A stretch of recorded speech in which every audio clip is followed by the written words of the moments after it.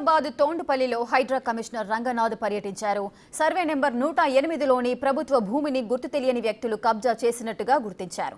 వీరిని వదిలే ప్రసక్తే లేదు, క్రిమినల్ కేసులు నమోదు చేశామని హెచ్చరించారు హైడ్రా కమిషనర్.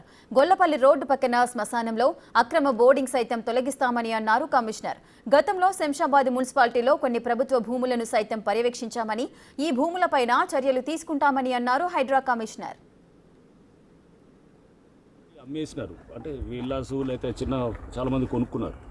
సో మనం వాళ్ళని ఇబ్బంది పెట్టకూడదన్న ఆలోచనతో మేము దాంట్లో ఫర్దర్గా అంటే ఎవరైతే కొన్నారో ఎప్పుడో జరిగినాయి అది ఆ చెరువుని, బట్ ఆ కుంటను ఎవరైతే కబ్జా చేశారో వాళ్ళ మీద కేసులు పెడతాం, వాళ్ళు చేసిన వాళ్ళని. బట్ పబ్లిక్ని ఇబ్బంది పెట్టకూడదు. సరే అయింది. ఇప్పుడు హైడ్రా వచ్చిన తర్వాత మటుకు జరిగితే మటుకు వాటిని ఎట్లయినా కానీ కూడా స్టేటెడ్ పాలసీ కింద వాటిని తప్పకుండా వాళ్ళని ప్రాసెస్ ఫాలో అవుతూ లీగల్ ప్రాసెస్ అటువంటివన్నీ తొలగించడం కూడా జరుగుతుంది. ఈ శ్మశానంలో హోర్డింగ్లో గురించి చెప్తారు సార్. శ్మశానంలో హోర్డింగ్స్ అది ఇల్లీగల్ అవుతుంది ఆటోమేటిక్గా. ఎవరైనా కానీ శ్మశానం అనేది అది గవర్నమెంట్ ల్యాండ్, దాంట్లో హోర్డింగ్లు పెట్టి ఎవడన్నా ఇన్కమ్ తీసుకొచ్చుకుంటుంటే కనుక అది ప్రైవేట్ వాళ్ళు చేసిన గవర్నమెంట్కి కొంత కట్టినారని అంటున్నారు. అది ఏంటి ఓన్లీ అడ్వర్టైజ్మెంట్ ట్యాక్స్ కట్టుంటారు, బట్ ఆ ల్యాండ్ గవర్నమెంట్ ల్యాండ్, దాంట్లో అది పెట్టకూడదు అది. సో ఇమీడియట్గా అవన్నీ తొలగించడం జరుగుతుంది.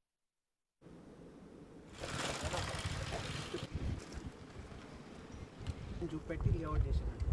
ఏది మన గవర్నమెంట్ ల్యాండ్ పార్క్ అని చూపెట్టింది వాళ్ళు అంటున్నారు కదా, ఎవరు డెవలపర్ ఎవరు? రమేష్ బాబు, రమేష్ బాబు, పొలం మహేందర్ రెడ్డి. సో ఇది లేఅవుట్ పార్క్ కంపౌండర్ కట్టి fine, okay, right. Youth 10 acres లో లేఅవుట్ 5 acres